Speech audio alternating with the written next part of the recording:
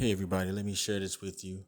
I had a chainsaw I was working on. I had to join two different sizes of fuel hose, and I didn't have a connector, and I needed it fixed right away. I didn't have time to go to the store, so I had a little bit of tube left over on the fuel filter.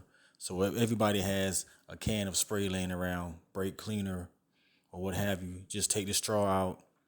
What I did was I got my box cutter and I cut a little section of the straw off.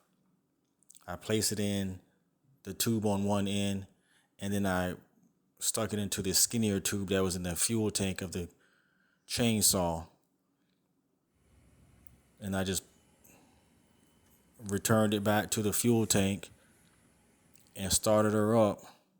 Like I said, I'm not recommending this. This is what I did. I don't know how long it's going to last, but if you don't have anything to connect two different sizes of fuel hose, try it. Thanks for watching. Like and subscribe. Have a blessed day.